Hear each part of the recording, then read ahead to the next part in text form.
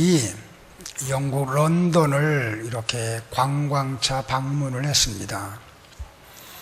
그러니까 많은 곳을 보는 가운데 한 큰 건물 앞에서 그 건물의 웅장함과 그리고 아름다움에 취해서 한참 넋을 놓고 봅니다. 그때 한 영국 소년이 지나가는 모습을 보면서 이 미국인이 아이한테 이런 자랑을 좀 해요.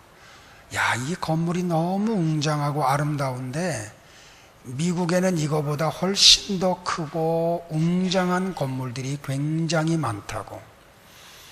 그랬더니 그 말을 들은 영국 소년이 측은하다는 듯이 쳐다보면서 한마디를 합니다. 그래요, 그거 참 안 됐군요.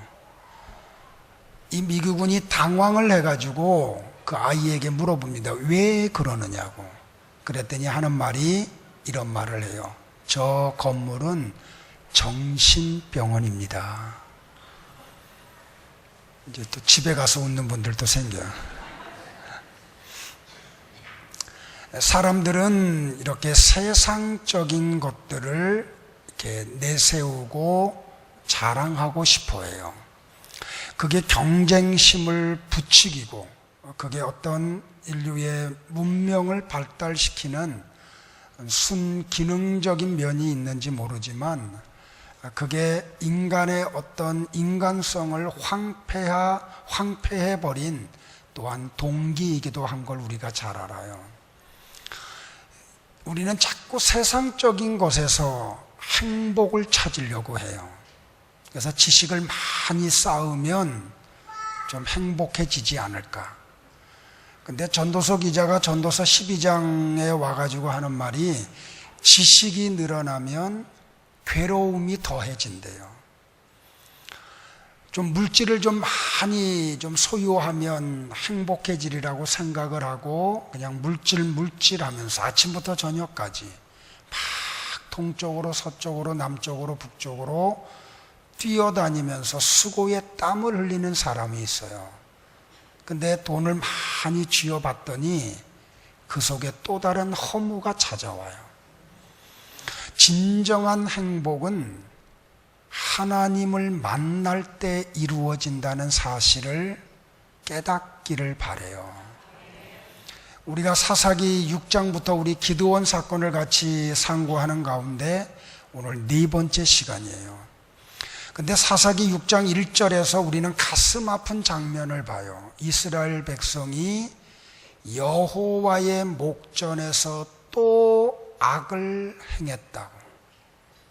이 또라고 하는 단어, 좀 한번 회개하고 돌이켰으면 은혜의 삶을 계속 살아야 함에도 불구하고 나와 여러분의 삶에 또가 찾아오잖아요. 또 죄짓고 또 타락하고 또 하나님을 아프게 하고, 이 우리의 삶 속에 또 여호와의 목전에 악을 행하면 하나님은 우리를 너무너무 사랑하기 때문에 육의 것 조금 잃어버리게 하고 영혼을 소중히 여기시기 때문에 우리에게 7년 동안 이스라엘 백성들을 미디안의 손에 넘겨버리는 일이 벌어져요.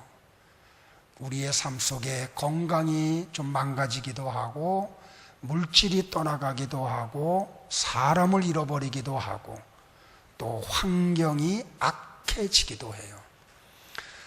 근데 이 7년 동안의 고통이 이스라엘 백성들에게 가져온 놀라운 변화가 뭐냐면 그들이 이에 여호와께 부르짖었더라. 고통이 우리에게 가져다주는 놀라운 능력이 있다고 하면 하나님을 바라보게 하는 거예요. 그리고 하나님을 찾아가게 하고 하나님 앞에 무릎 꿇게 하고 부르짖게 만드는 거예요. 사랑하는 성도 여러분들, 우리가 어떤 삶을 과거에 살았든지, 그래서 하나님의 징계의 내용이 어떻게 우리를 아프게 했던지 그거와 관계없이 우리가 하나님 앞에 기도하면 하나님은 응답하시는 좋으신 분이에요. 그래서 하나님이 누구를 스카웃 캐스팅을 하냐면 밀을 타작 마당이 아닌 포도주 틀에서 타작하고 있는 정체성을 잃어버린 기드온을 캐스팅을 해요. 나와 여러분이 이 땅에 살면서 하나님의 자녀된 정체성을 회복하기를 주의 이름으로 권고를 드려요. 그런데 기드온이 뭘 요구해요? 나를 만나신 하나님, 당신이 정말로 창조주 하나님이시라고 하면 주 되시는 표징을 내게 좀 보여달라고. 그러면서 그가 고백을 하기를, 나는 므낫세 지파 중에서 가장 약한 집안에서 태어난 그 집안에서도 가장 작은 자입니다. 1000년 전에 그의 조상 므낫세가 그 할아버지 야곱에 의해서 손을 어긋맡기면서 당했던 그 거절의 아픔이 열등감으로 찾아오는데 몇 년 동안 1000년 후에 태어나는 후손에까지 그 자존감과 낮아진 자존감과 열등감에 쌓이게 만들잖아요.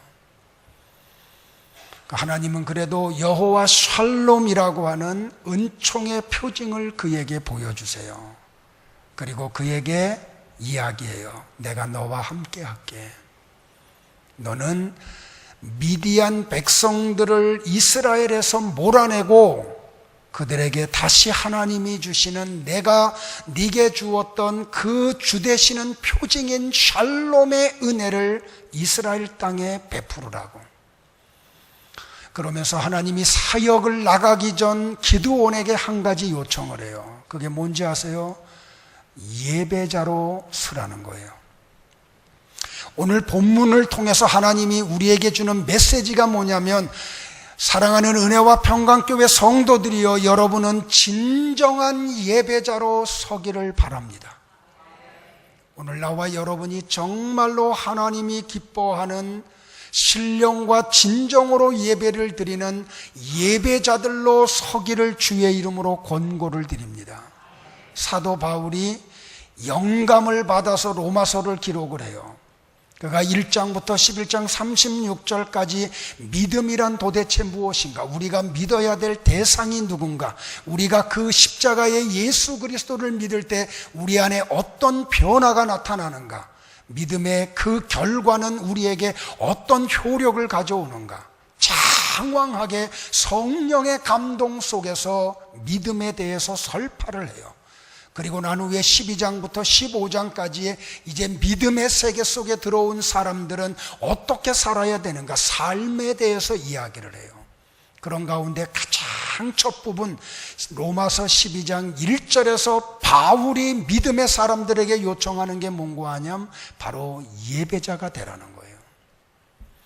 여러분이 정말로 믿음으로 구원을 받았다고 하면 여러분의 몸을 하나님이 기뻐하시는 거룩한 산제사로 드리기를 원합니다. 예배자 되려는 거예요.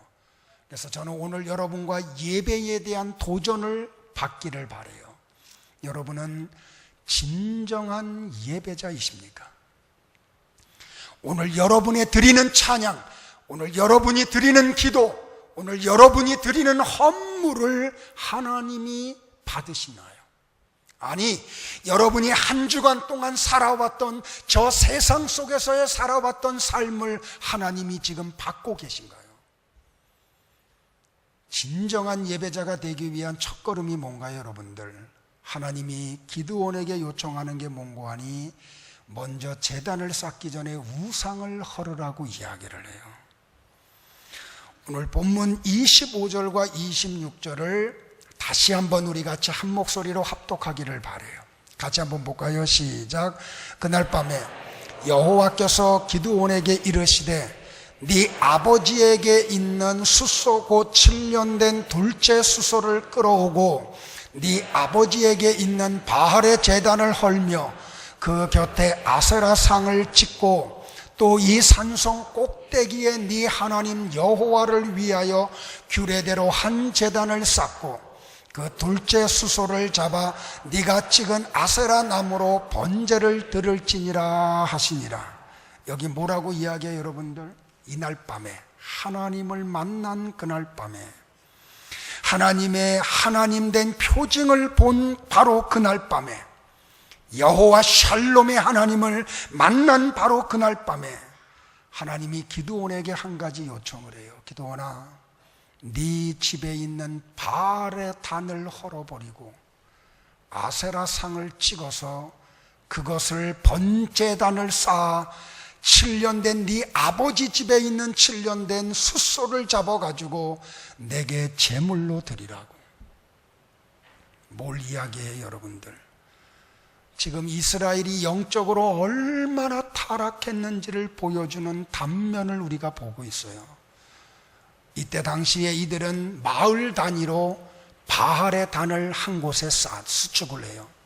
그리고 아세라, 나무로 만든 목상을 만들어 놓고 거기서 제단을 쌓아요. 그런데 이 마을에 그 제단이 쌓여져 있는데 누구 집에 있어요?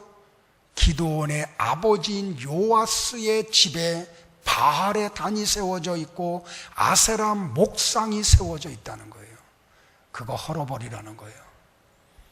그걸 헐지 아니하고는 진정한 예배자의 삶을 살 수 없다고 하나님이 이야기를 해요. 사랑하는 성도 여러분들, 여러분에게는 우상이 있지는 않은지요?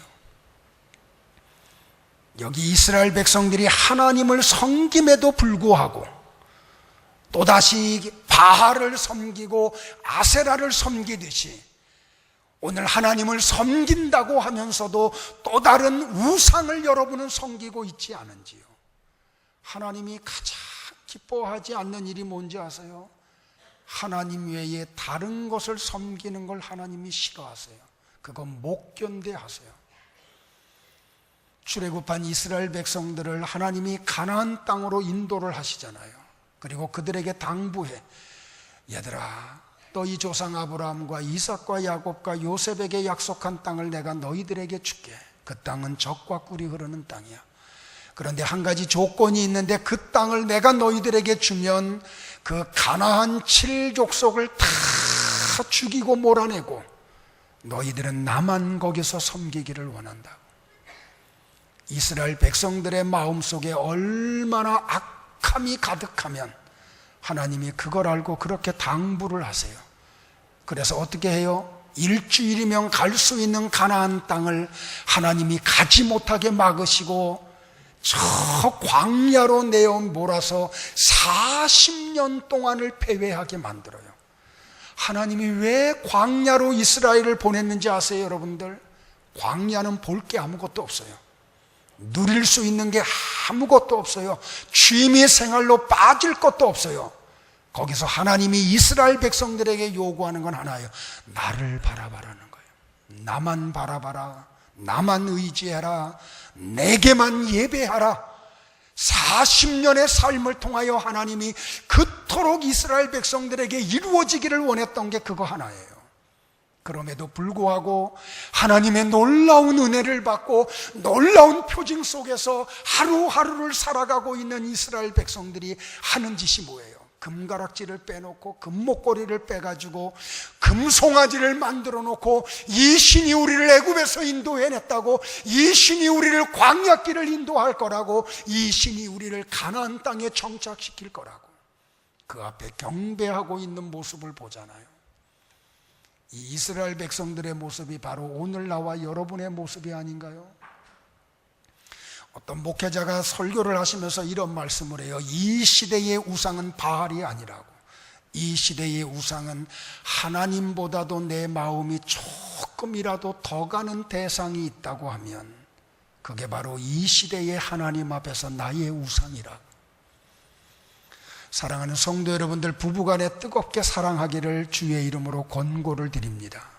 그러나 그 사랑의 농도가 하나님을 향한 농도보다 더 짙어지는 순간, 그때부터 배우자가 여러분의 우상임을 깨닫기를 바라요. 우리 자녀들 사랑해야 돼요. 그런데 그 자녀들을 향한 우리의 마음이 하나님을 향한 마음보다 조금만 더 커지기 시작을 하면 그 시간부터 그 자녀는 하나님 앞에서의 나의 우상이 되고 말아요. 취미생활 하기를 바랍니다. 그래야 우리가 스트레스를 해소하고, 스트레스를 해소해야 암에 걸리지를 않아요. 그런데 우리의 취미생활이 하나님을 향한 마음보다 더 앞서기 시작을 하면 그 취미생활이 바로 하나님 앞에서 나의 우상임을 깨달아야 돼요. 이렇게 따지고 보면 얼마나 우상이 우리 주변에 널려 있나요? 하나님이 오늘 그거 제거하래요. 진정한 예배자가 되기 위해서 우리가 가장 먼저 해야 될 일이 우리 가정 안에 있는 우상을 제거하라는 거예요. 내 마음속에 있는 우상을 먼저 제거하라고 하나님이 요청을 하고 계세요. 하나님이 뭐 하기 위해서? 진정한 예배자로 서기 위해서 요청하는 게 바로 그거라는 거예요. 그런데 보세요. 이 하나님의 요구 앞에 기드온이 따라가요. 27절이에요. 다시 한번 다 같이 한번 보겠습니다. 다 같이 볼까요? 시작. 이에 기드온이 종 10사람을 데리고 여호와께서 그에게 말씀하신 대로 행하되 그의 아버지의 가문과 그 성읍 사람들을 두려워하므로 이 일을 감히 낮에 행하지 못하고 밤에 행하니라. 당시에 이 고고학을 연구하는 분들에 의하면 무기또에 세워졌던 바알의 단의 규모가 어느 정도냐면 높이가 약 한 8m 된대요. 7m에서 8m. 이 아세라상의 둘레가 어느 정도냐면 1.3m라는 거예요. 그리고 그들은 큰 마을 곳곳마다 바알의 단을 세워놓고 아세라상을 세워놓고 하나님을 한쪽에서는 섬기면서 또 다른 쪽에서는 바알을 섬기고 아세라를 섬기기 시작을 해요. 하나님이 이거 제거하라는 요청 앞에 기드온이 순종을 해요. 언제요? 오늘 본문에 보면 이렇게 나와요. 이날 밤에 백주에 행하지 못하고 밤에 행하니라.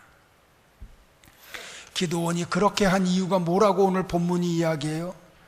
그의 아버지 요아스가 두려워서, 그 마을 사람들이 두려워서, 한쪽에는 하나님을 섬기고 또 다른 쪽에서는 우상을 섬기는 사람들이 두려워서 그는 낮에 행하지 못하고 밤에 행해요. 그런데 여기서 우리가 받는 놀라운 메시지가 뭔고 하니 두려움 중에서라도 순종했다는 거예요.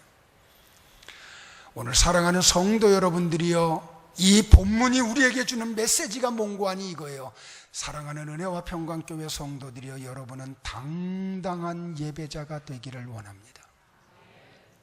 때때로 예수 믿지 않는 남편이 두려워서 주일날 오지 못하는 경우가 있지 않나요?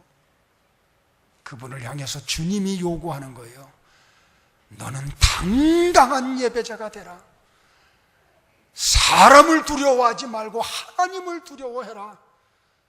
그에게 선포하라는 거예요. 여보, 나는 하나님의 은혜로 구원을 받았습니다.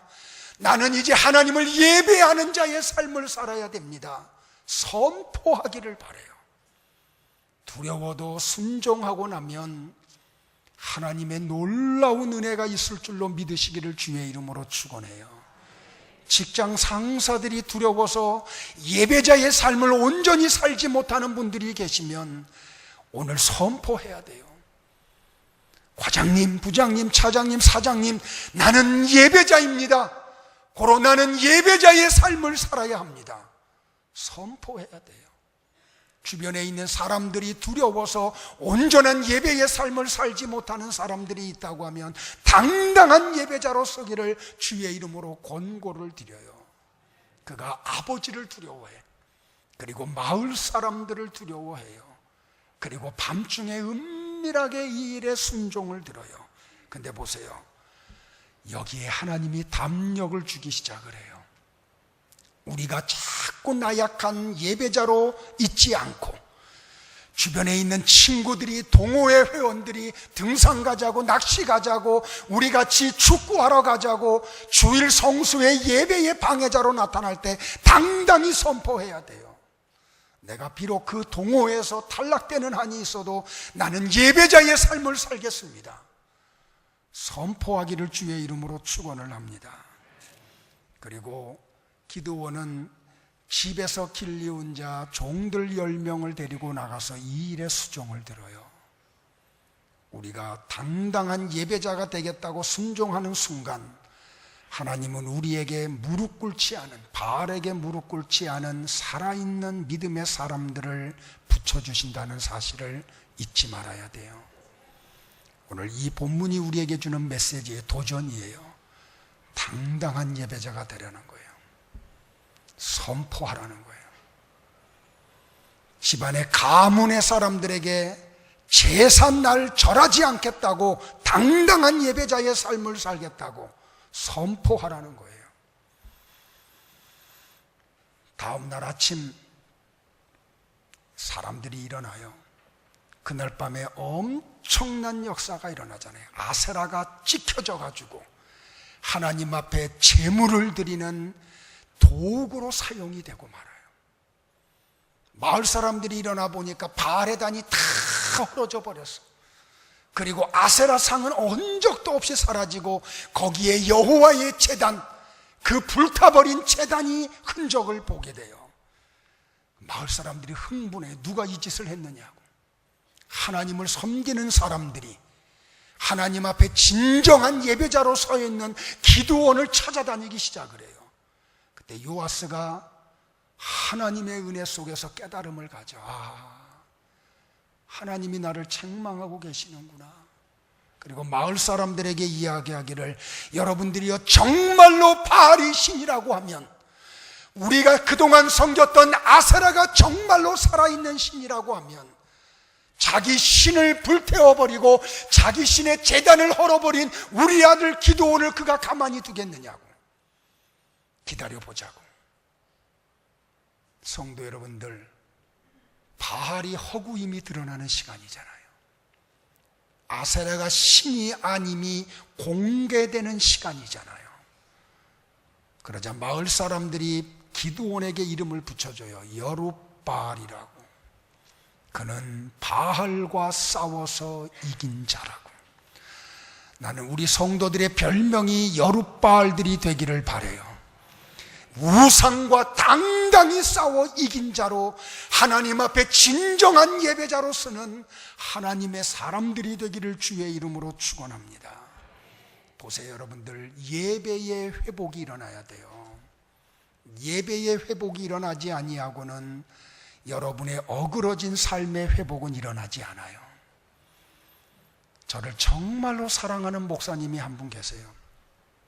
그분을 만난 지 한 22년 된 것 같아요. 이미 은퇴하셨고, 그래서 농촌에서 여생을 지금 보내고 계신데 22년 동안 우리 가정을 위해서 한 번도 기도를 쉬신 날이 없대요. 우리 교회를 위해서. 근데 그 목사님이 우리 교회 와서 집회를 하시면서 이런 너무 유명한 말씀을 해요.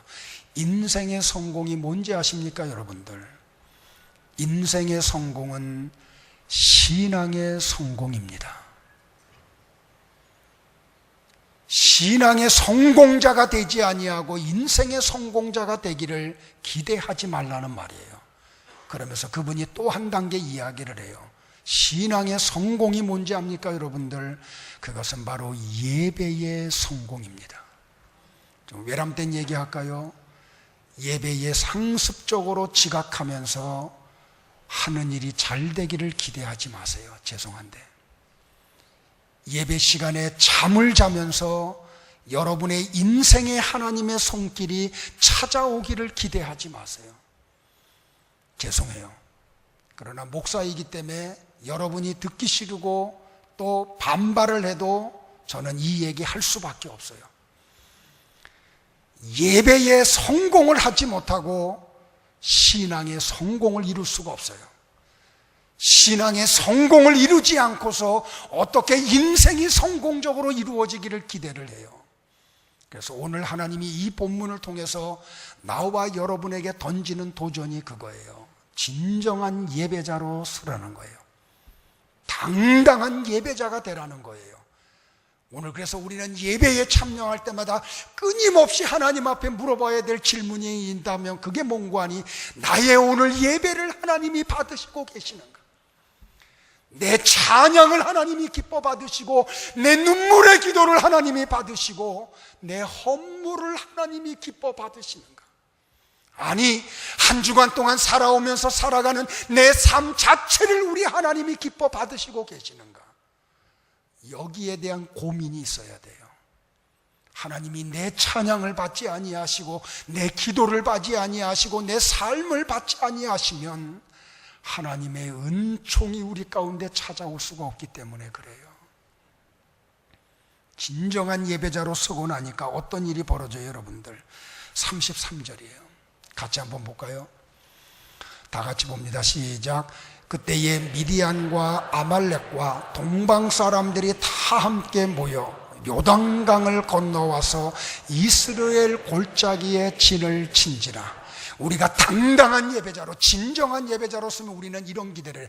하나님이 짠 하고 나타나서 모든 거 탁 정리하는 걸로요. 그런데 이 본문이 뭐라고 이야기해요?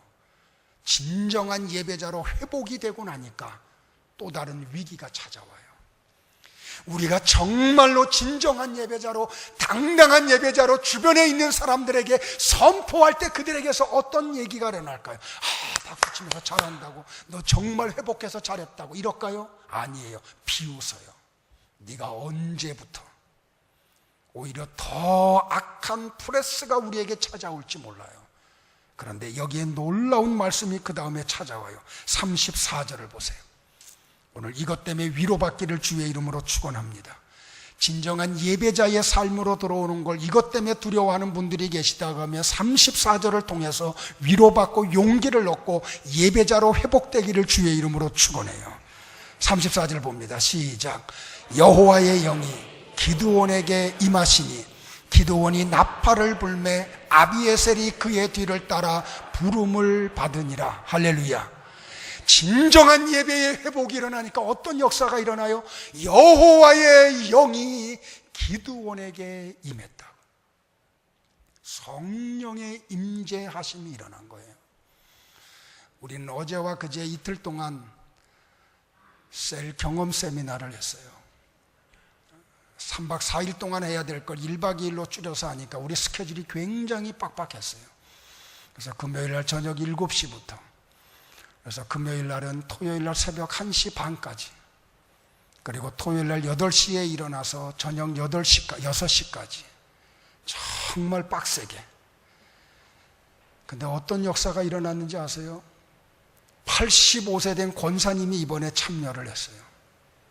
근데 그 권사님이 이 강의를 듣고 나눔을 갖고 스탠드 예배를 드리고 85세 된 권사님이 서서 1시간 이상 스탠드 예배를 드리는 거예요. 찬양하고 기도하면서. 근데 이분이 하시는 말씀이 뭔지 아세요? 이렇게 좋은 걸 왜 성도들이 안 오느냐고. 세상에 이렇게 좋은 걸 왜 이제 나한테 하라고 그랬느냐고. 다 끝나고 난 다음에 또 다른 권사님하고 저녁 식사를 하러 갔는데 그 권사님이 내 식탁 앞에서 하시는 말씀이 한탄하면서 하신 말씀. 세상에 이렇게 좋은데 왜 성도들이 안 와, 목사님? 왜 이렇게 기가 막힌 걸 성도들이 외면해요, 목사님? 그래서 본인이 하시는 말, 이해를 못하겠어. 참여 안 하는 성도들을 이해를 못하겠다는. 둘째 날이에요. 정기용 목사님이 금요일 날 금요기도회, 저 정말 상상을 못해요. 토요일 날 스탠드 예배를 정기용 목사님이 인도를 한, 저는 참석을 못했어요. 스탠드하고 예배, 찬양하고 예배하는데 막 성령의 임재가 이루어지는 거예요. 우리 공간 속에 한 60명이 좀 넘는 사람들이 모여서 찬양하고 기도하는 그 위에 성령의 임재가 이루어지는데 막 감당들이 안 돼. 점심 식사를 못 먹는 분들이 생겨요. 너무 성령의 임재 속에 들어가가지고. 제가 이 설교를 준비하고 오늘 교회로 오기 전에 오면서 하나님 앞에 드린 기도예요. 하나님, 오늘 예배에 참여한 성도들에게 저들이 찬양하고 기도하고 말씀 받는 시간에 주의 영을 부어 주옵소서. 제가 충격받는 게 뭔지 아세요? 그렇게 오랜 세월 동안 신앙생활을 했는데도 불구하고 전혀 성령에 대해서 알지를 못해. 전혀 성령의 역사가 어떻게 이루어지는지를 알지를 못해.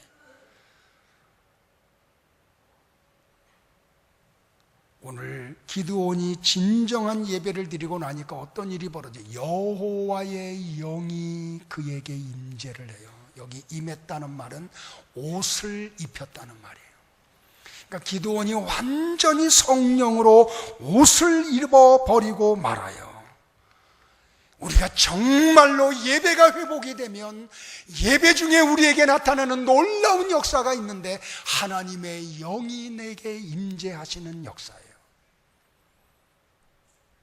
우리의 하나님의 영이 우리에게 임재하면 얼마나 놀라운지 아세요?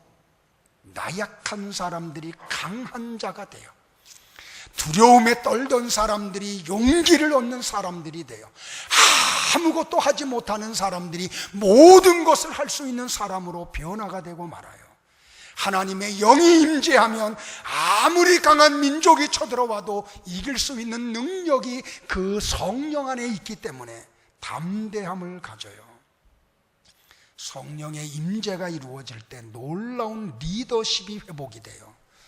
여러분들 보세요. 지금까지 들어온 설교를 보면 기드온이 얼마나 열등감 속에 있는 사람이에요. 사람 앞에 서지 못하는 사람이에요. 감히 나설 수 없는 사람이에요. 그런데 여기 기드온에게 나타나는 놀라운 역사가 뭔지 아세요? 새로운 리더십이 생겨요. 그를 감쌌던 열등감이 사라지고 낮았던 자존감이 회복이 되고 사람들 앞에 서서 사람들 앞에 리더하는 리더의 자리에 복원을 하고 말아요. 사랑하는 성도 여러분들, 여호와의 영이 바로 나와 여러분의 능력임을 믿으시기를 주의 이름으로 축원을 합니다. 지금 미디안 민족이 아말렉과 동방 사람들과 연합하여 메뚜기같이 쳐들어오는 게 중요한 게 아니고 이스라엘 안에 성령의 임재가 있느냐가 중요해요. 그렇다면 오늘 우리가 살면서 어떤 문제 속에 있느냐, 어떤 환경 속에 있느냐, 어떤 어려움이 우리에게 몰려오느냐가 중요하지 않고 오늘 내가 하나님의 영의 임재 아래 놓여 있느냐가 중요해요. 하나님의 영이 우리 가운데 이루어지면 나를 그렇게 두렵게 만들었던 두려움이 사라지고 나를 그렇게 어렵게 만들었던 것들을 넉넉히 이길 수 있는 사람으로 변화되는 줄로 믿으시기를 바라요. 그러므로 내가 만난 문제의 크기가 중요하지 않아요. 내가 지금 하나님의 영의 임재 속에 있느냐가 중요해요. 아무리 성난 파도가 몰려와도 파도보다 크신 하나님의 능력으로 그 파도 위에 날아 올라가면 되는 거예요. 파도 앞에서 안 된다고 울기만 하지 마시고 하나님께 온전한 예배자가 되므로 하나님의 영의 임재 속에서 독수리에 날개치며 올라가는 하나님의 사람들이 되기를 주의 이름으로 축원해요. 그러므로 이제부터는 아무 문제 일어나지 않게 해달라고 기도하지 말고 하나님 주의 영을 내게 부어달라고 기도하기를 바랍니다. 보세요. 이런 주의 영이 기드온에게 임재하고 나니까 어떤 현상이 벌어져요? 34절과 35절을 보세요. 다 같이 봅니다. 시작. 여호와의 영이 기드온에게 임하시니 기드온이 나팔을 불매 아비에셀이 그의 뒤를 따라 부름을 받으니라. 기드온이 또 사자들을 온 므낫세에 두루 보내매 그들도 모여서 그를 따르고 또 사자들을 아셀과 스불론과 납달리에 보내매 그 무리도 올라와 그를 영접하더라. 여기 단어 기억나요? 그를 따랐더라. 그를 따랐더라. 그를 영접했더라. 티끌 같은 존재였던 기드온, 아무도 이스라엘 사람들 가운데 주목하는 이 없었던 기드온이 예배의 회복 속에서 여호와의 영의 임재 속에 들어가니까 어떤 일이 벌어져요? 아비에셀 족속들이 기드온의 나팔 앞에 다 따라와요. 기드온이 또 사자를 온 므낫세 백성들에게 보내니까 그들이 모여서 그를 또 따라와요.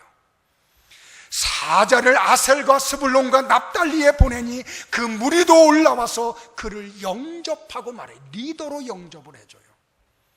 뭐가 그렇게 가능하게 했어요? 여호와의 영이 기드온에게 임재를 하니까 나타나는 놀라운 현상이에요.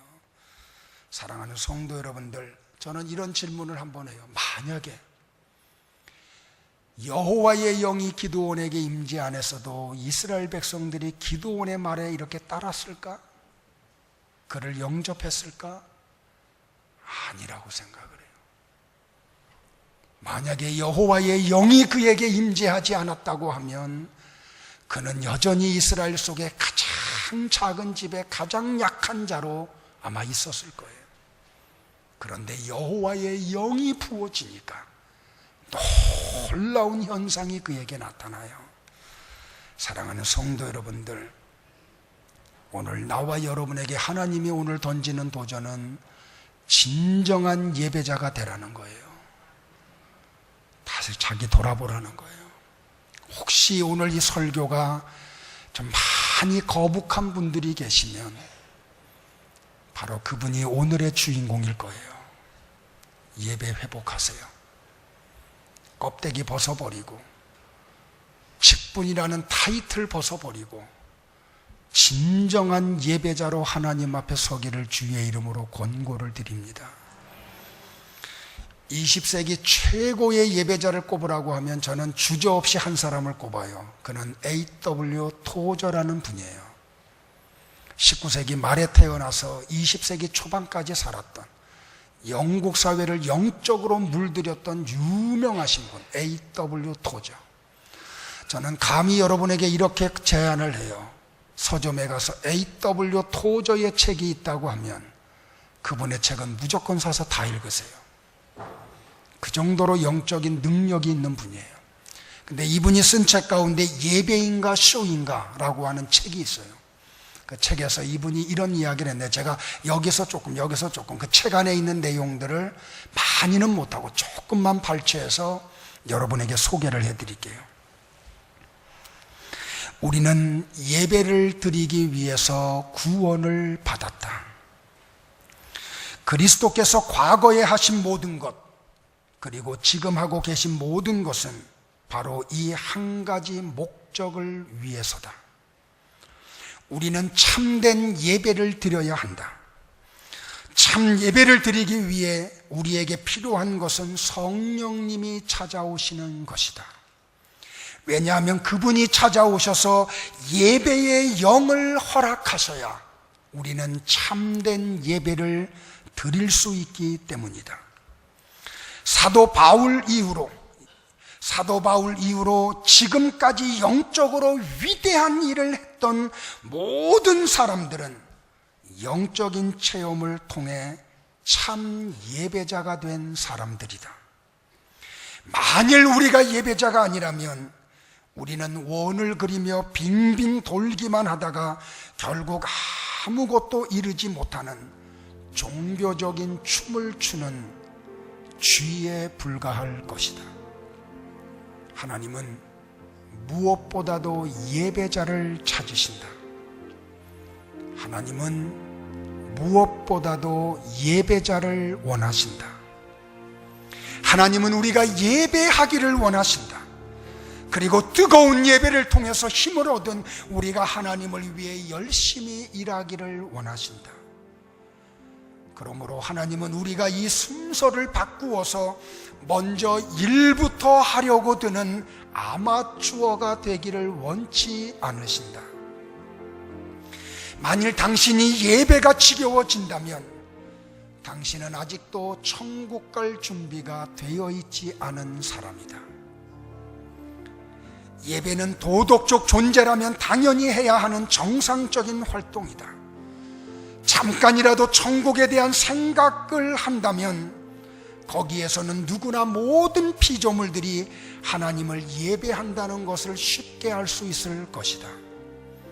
하나님은 일꾼을 갖기보다 예배자를 갖기를 원하신다. 우리가 예배에 대해 설교하겠다고 알리기만 해도 천사들이 날개를 흔들며 목소리를 높여 찬양을 시작할 것이다. 왜냐하면 천국은 하나님을 예배하기 위해 모인 예배하기 위해 모인 사람들로 가득하기 때문이다. 하늘나라에서 흘러나는 대기와 미풍으로 우리는 하나님을 향한 예배의 분위기를 물씬 느낄 수 있다. 이 세상을 건강하게 만드는 것이 예배이다. 그러므로 우리가 예배의 모든 것이 되어야 된다. 하나님이 우리에게 원하시는 것은 우리가 모든 정성을 다해 최대한 예배를 드리는 것이다.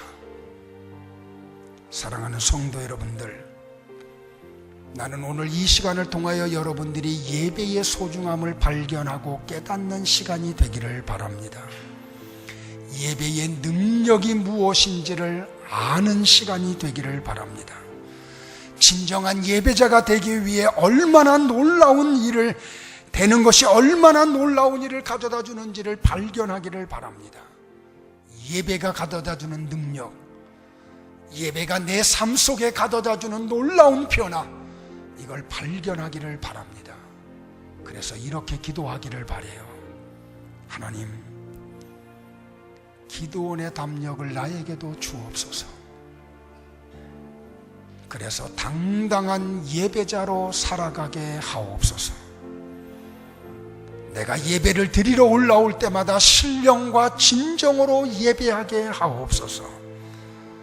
내가 예배를 드릴 때 성령님이여 내게 임재하여 주옵소서. 기도하겠습니다.